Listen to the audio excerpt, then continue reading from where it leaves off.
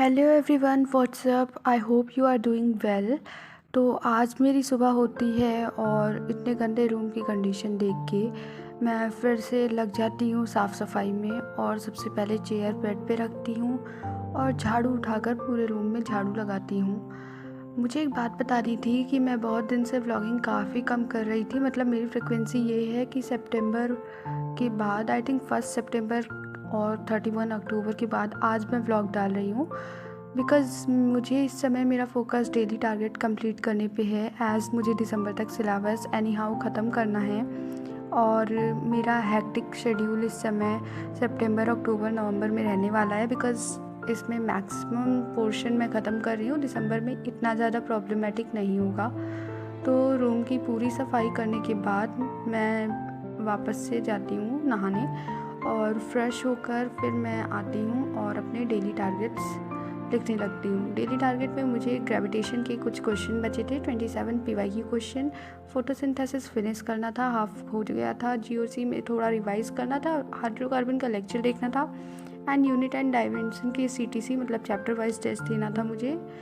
पर मैं दे नहीं पाती हूँ क्योंकि मैं थोड़े से अपने प्लान को मॉडिफाई करती हूँ। और पहले तो मैं ग्रेविटेशन ख़त्म करने पे लग जाती हूँ, बट प्लान में मॉडिफिकेशन ये आता है कि मैं चैप्टर वाइज टेस्ट ना देकर सबसे पहले ख़त्म करती हूँ अपना एटम का मुझे लेक्चर, क्योंकि मैं मॉडर्न फिज़िक्स इधर कर रही हूँ, साथ में मैकेनिक्स ख़त्म कर रही हूँ।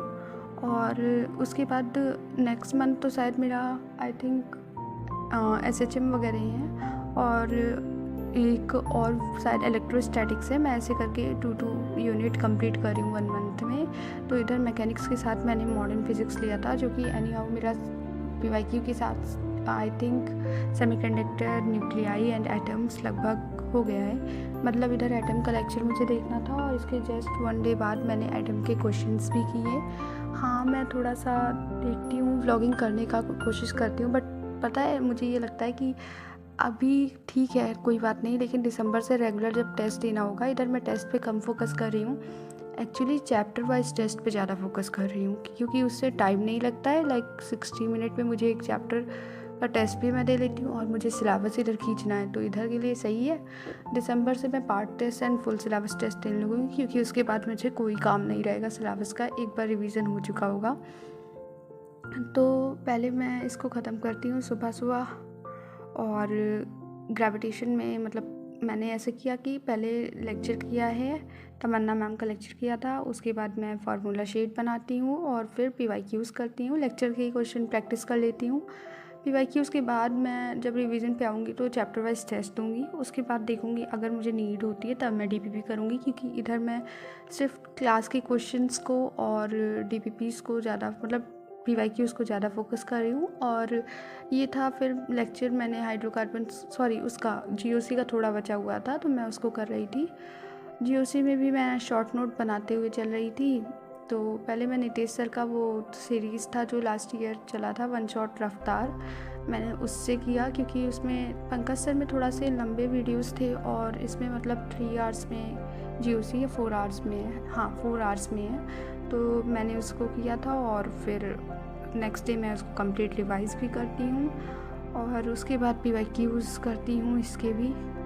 और अभी तो फिर मैं क्या करती हूँ, एटम्स के जो लेक्चर थे ना, अनप्लान्ड हो गया ये मेरा थोड़ा, मैं एटम का लेक्चर निपटाने लगती हूँ और कंप्लीट करती हूँ तमन्ना मैम के महाप्रलय सीरीज़ से। और इससे फिर मैं एटम्स वाले वो जो क्वेश्चन प्रैक्टिस सेशन था मैम का, आई थिंक उसमें वो 30-40 क्वेश्चंस कराती हैं, बट वो 2 आवर्स लग जाता है। तो उससे सही मुझे लगता है कि सेल्फ प्रैक्टिस कर लो, बिकॉज सेल्फ प्रैक्टिस ज़्यादा इंपॉर्टेंट है और अभी हमारे पास टाइम है। अगर यही मैं लास्ट के 3 to 4 मंथ में कर रही होती तो शायद मैं वो लेक्चर को अटेंड करती, क्योंकि फिर सेल्फ प्रैक्टिस पे मुझे लगता है कि मैं कम कर रही हूँ। अभी कम भी कर रही हूँ तो मुझे ऐसा रियलाइज़ होता है कि मैं ज़्यादा ही कर रही हूँ। फिर मैं जैसे बताई कि मैंने जीओसी का रिवीजन किया था पूरा उठा के, और बस यही था मेरा कुछ।